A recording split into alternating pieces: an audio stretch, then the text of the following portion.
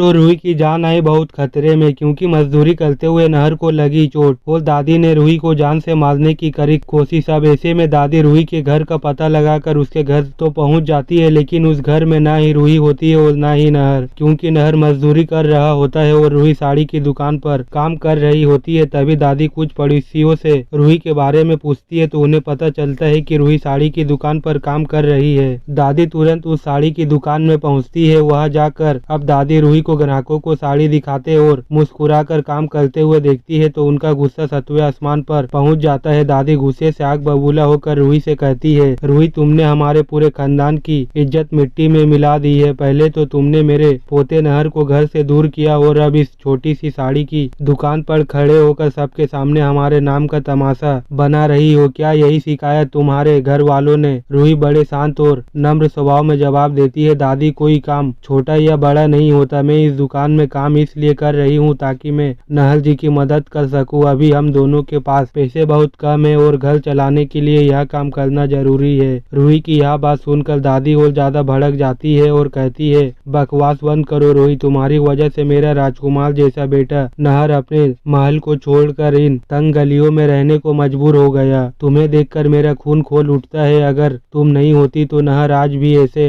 आराम की जिंदगी जी रहा होता। रूही आंखों में आंसू लिए दादी से कहती है, दादी आपको जो कहना है कह लीजिए, लेकिन सच यही है कि मैं और नहर जी अपने छोटे से घर में बहुत खुश है। हमें ज्यादा दौलत और दिखावे की जरूरत नहीं है, बस एक दूसरे का साथ ही हमारी सबसे बड़ी दौलत है। रूही की यह बातें दादी को और चुप जाती है। रूही को घूरते हुए कहती है, रूही मुझे तुमसे कोई मतलब नहीं है, तुम चाहे कहीं भी हो रहो, जैसे भी रहो, लेकिन अगर तुम्हारी वजह से मेरा नहर को जरा भी तकलीफ हुई तो कसम खाती हूँ मैं तुम्हें जिंदा नहीं छोड़ूंगी। यह कहकर दादी वहाँ से गुस्से में चली जाती है। इधर दूसरी तरफ नहर मजदूरी कर रहा होता है। उसने पहले कभी ऐसा कठिन काम नहीं किया था। गर्म धूप, पसीना और भारी भरकम औजार उसके लिए बहुत मुश्किल थे। सारे मजदूरों के साथ नहर गड्ढा खोद रहा होता है। गड्ढा खोदते खोदते अचानक नहर के हाथ में गहरी चोट लग जाती है और खून बहने लगता है। दर्द से उसका चेहरा लाल पड़ जाता है, मगर फिर भी वह अपने हाथ पर एक कपड़ा बांधकर वापस काम में लग जाता है। नहर के मन में बस एक ही बात होती है कि अगर मैंने मजदूरी नहीं की तो घर के लिए राशन कैसे लाऊंगा, रूही भूखी कैसे सोएगी। दिन भर का काम करके जब शाम होती है तो सारे मजदूर अपने अपने औजार रखते हैं। नहर भी थका हरा पसीना में भीगा हुआ ठेकेदार से अपनी मजदूरी के पैसे लेता है और एक छोटी सी दुकान से घर का राशन खरीदता है। जब नहर अपने छोटे से घर में पहुंचता है तो रूही उसे देखते ही चौंक जाती है। उसके पैरों तले जमीन खिसक जाती है, क्योंकि नहर के हाथ से खून बह रहा होता है। रूही दौड़कर उसके पास जाती है और रोते हुए कहती है, नहर जी यह क्या हो गया?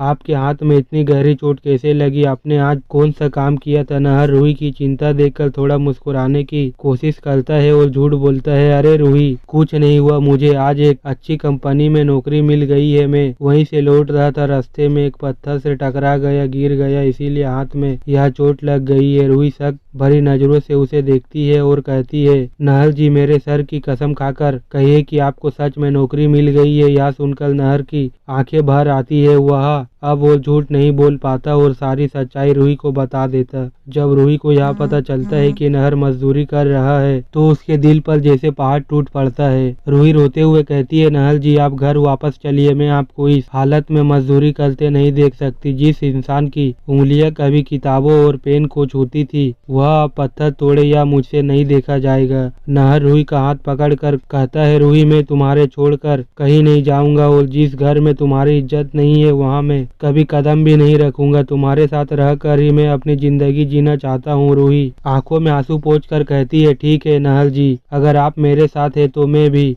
आपके साथ हर मुश्किल झेल लूंगी। वैसे मुझे भी साड़ी की दुकान पर नौकरी मिल गई है, अब हम दोनों मिलकर घर चलाएंगे। नहर रूही की बात सुनकर थोड़े दुखी होते हैं क्योंकि वह नहीं चाहता कि रूही भी काम करे।